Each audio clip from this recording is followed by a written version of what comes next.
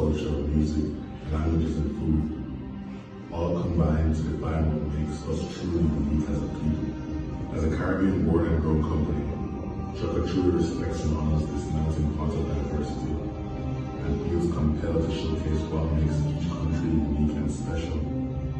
This was the inspiration behind the Discover series, which was developed to share with our visitors the usually unseen beauty and rich diversity of our region. This is the unique identity of each island nation. Los Barbados. It's not commonly known, but this was the first name given to the island by Europeans.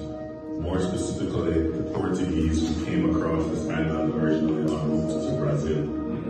That being said, naming the island was the only contribution made by the Portuguese to this nation's rich history. Not much is known of the original inhabitants of this land, outside of them being Arawaks and Carindians. But not long after, in May of 1625, the British claimed this island, and by February of 1627, settlers started to arrive and make this island their new home. Los Barbados was no more. From that point to the present, the island was known as Barbados.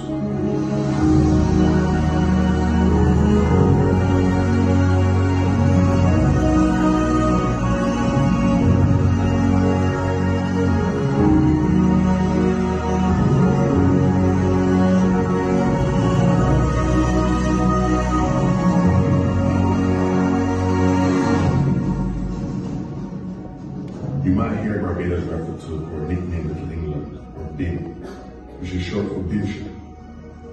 This is because Barbados is known as the most British of the Caribbean islands.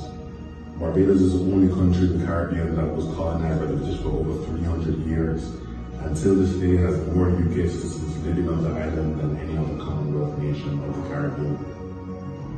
Without a doubt, it is this relationship and history that will guide us in understanding Barbados as a nation. As one explores this island, the history of British colonization can be seen developed all across its landscape, from the architecture to the culture and economy. There is a consistent connection to the past which always makes its way into the present and most likely the future.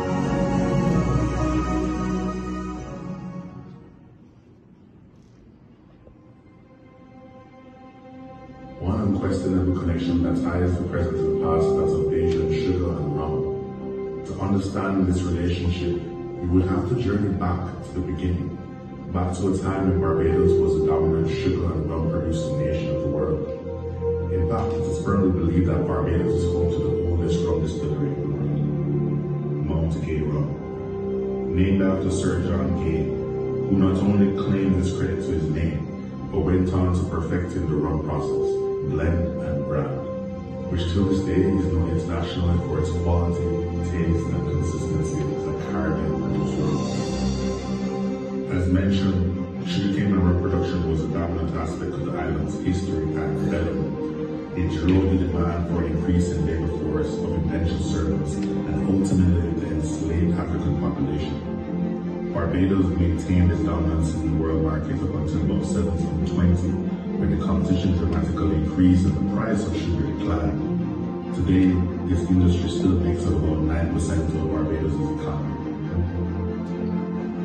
As the golden age of sugarcane and rum production dominance started to fade, the country quickly adopted, diversified and modernized its economy to the changing times. Tourism was one such modern industry focused on by the government of Barbados. Without a doubt, the natural beauty of this island and the warm-hearted people creates a uniquely Bajan experience. It starts once you arrive and are greeted by the golden sun and endless white sand beaches, complemented only by the blue skies and turquoise seas. This is intentionally symbolically represented by the colors of the Bajan flag. The island is also a food lover's paradise. All along the coast are restaurants and bars of all kinds, meeting the desires of any kind of guest. Come evening time, there are special spots for many gathering, some hosting more visitors than locals, some where you'll find more Bajan locals and visitors enjoying an evening out with their family and friends. And on a Friday night, specifically, there is Oystings, a fishing village that developed into way more. Here it all comes together: food, music, art, dance, festivities, togetherness.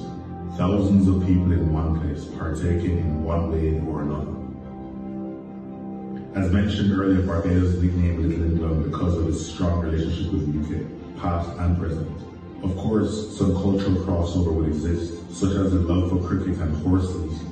It is hard to think of Barbados without thinking of these two wildly loved passions on the island. If one is a visitor and shares an interest in these two activities, then you are in luck, my friend. At any given time, all across the island, you might find a cricket game happening, or horses being ridden, raced, or even just going for a swim at a local beach. The Caribbean island of Barbados is very unique in comparison to the others. As the most easterly island of the Caribbean, it actually sits on the Atlantic Ocean, but technically it shares a border with the Caribbean Sea. More interestingly, if we look a bit deeper, the island lies directly over the intersection of the Caribbean and South American plates. In the central uplands of the island, 700 feet above sea level, sits one of the island's most notable treasures, Harrison's Cave. It was first mentioned in historical documents from as far back as 1795. Digging and exploration of this cave began in the 1970s, exposing a network of caverns containing stalagmites and stalactites thousands of years old. Ultimately, this cave location became an attraction for all to visit, experience, learn, and share. Barbados is only 430 square kilometers in size, which means it only takes a few hours to drive around the entire island. But with every beach being open to the public, the endless supply of places to visit and things to do, we're talking to things are happening during somewhere along the coast next to a beautiful white sand beach. Visiting iconic. As you can see on the right, this is somewhat the kind of area they have to go to. They will have a small light on their head, just walking around in total darkness. Now, the stream, as you can see, it comes from the Rushmore Valley. And as they come to these areas, the stream will continue on a different path. Now, this stream, it doesn't end by the village. When you get by the road, you're going to see the stream go under the road, where it will then continue into the dark hole on the opposite side. It goes under the road right here, and it continues into the dark hole on the opposite side, where we will see it again in the future. But for now, guys, we will be going to the left. With our next stop, we will be looking at the original entrance into this cave. Now, from the surface, it will have taken about 4.5 to 5.5 hours. And during that time, our explorers would have been surrounded by bats, frogs, crickets, spiders, centipedes, millipedes, mice, snakes, you name it. So you can only imagine by the time they reached this ledge on our left, our two gentlemen would have been hot, tired, and dirty. So they did what any other person would have done. They jumped straight into this pool.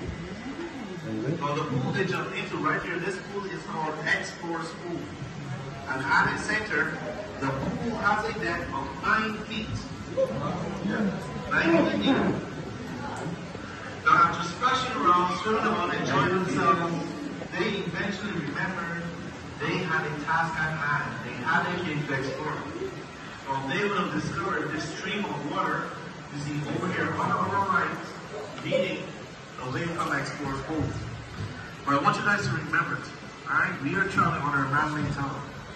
So you see all of this right here, this was all solid rock.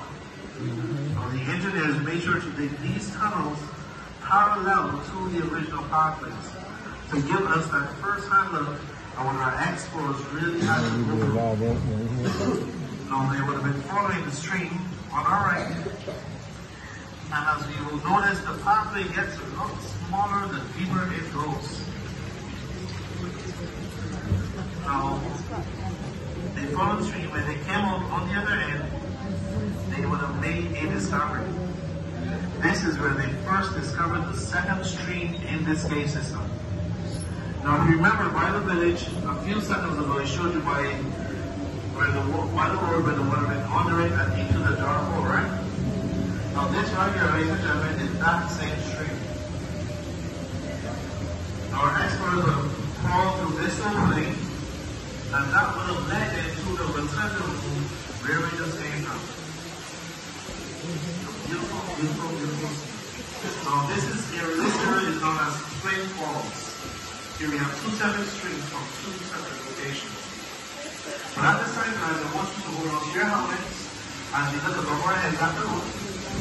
Here we will see hundreds, if not thousands, of baby stalactites. And at this stage of growth, we call them soda straws, and they're hollow at the center. And they do resemble what a straw will look like. But, ladies and gentlemen, once you have seen the little ones, it really allows us to fully appreciate the adults, bringing us to our second view of the Great Hall, the largest room in this cave. Now the Great Hall, once again, has a tremendous height of 100 feet. And with that measurement, with those 100 feet, it is said a 5-story building can fit comfortably in this room. Well, ladies and gentlemen, this room right there also has another name. Some people call it the cathedral. Now, if you use your imagination, you will see what looks like a bishop at the top. We will have a congregation. And guys, if you look over your right shoulder all the way to the back, you'll see a group of formations that resemble a pipe organ. Can you see it? Yeah. Now, if you look right behind it, you'll notice that dark area. That, ladies and gentlemen, that is where we first stopped when we entered the cave just a few moments ago. That was our first look into this cave system. But for now, as we continue on our way down, we're going to be entering the snake tunnel shortly. As a reminder, guys, once again, if you're sitting on the edge, please ensure your hands and legs are neatly tucked in. No standing while the tram is in motion, and our most important rule, no touching on the walls or formations.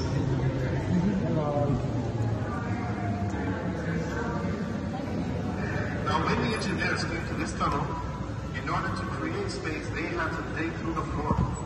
They had to dig deep enough that they could get through without causing any harm whatsoever to the roof. Now, if we look along the walls, we're going to see a line. See this line right here?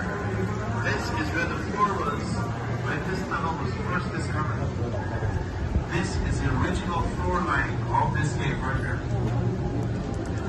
Now, the deeper we go into the tunnel, at some point in time, you will start to notice the white formations growing on the walls around us. Now, these white formations are called flow stones. And the flow stone formations are formed when a constant flow of water trickles down over the surface. It will leave behind the calcium carbonate, which will harden and create this beautiful white substance. Some people have said looks like ice or snow. Very beautiful indeed. Now, if you look above my head, you're going to see another formation. And with a little imagination, I want you to tell me, what does this formation look like? What does it remind you of?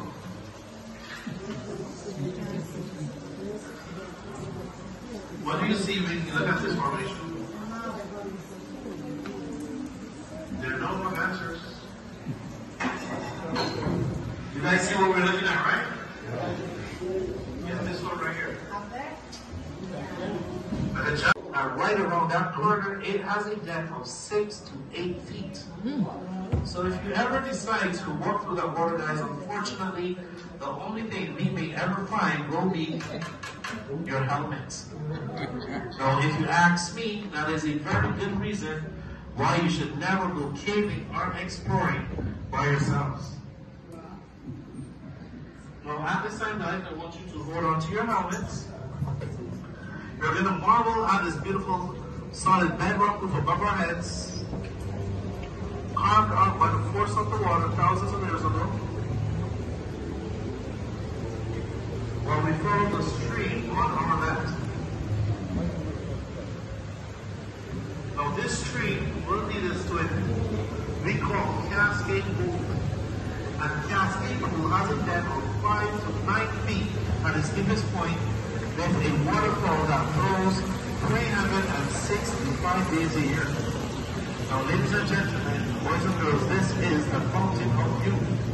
While we are here, you have an opportunity where you can walk underneath the waterfall can stick your hand out, touch the water, splash yourself if you choose to. Just remember that is our most important rule for the tour. No touching of the water, foundations are allowed. And there's also no swimming or skinny dipping in the pool, okay? We only do this on Tuesdays. So ladies and gentlemen, once the time has come to a full stop, you're here for a few minutes. Use this time to explore random photos, do the retour, and then continue on the tour.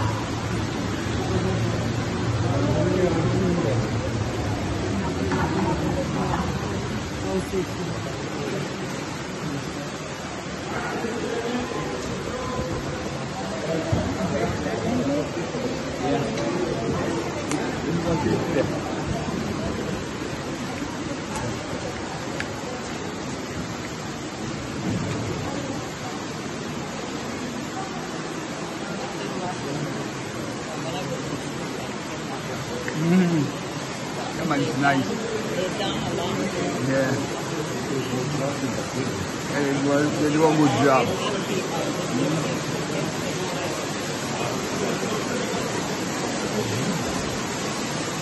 Wow.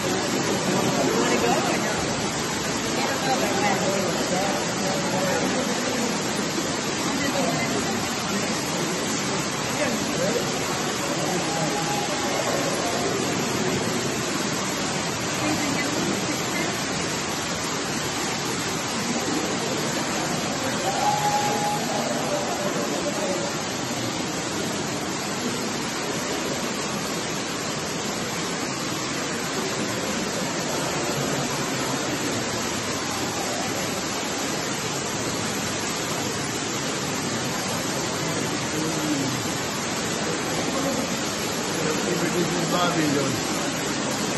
One of the kings of Barbados. And this cave is in the parish of St. Thomas. St. Thomas. Like how we have St. Thomas in Jamaica, we have St. Thomas in the UK. So this cave is in the parish of St. Thomas. Beautiful. Right. This is right.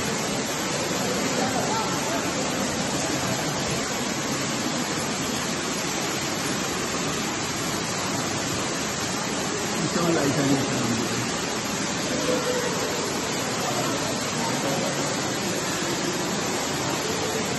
this is nice. If this is your Jamaica, everybody can see.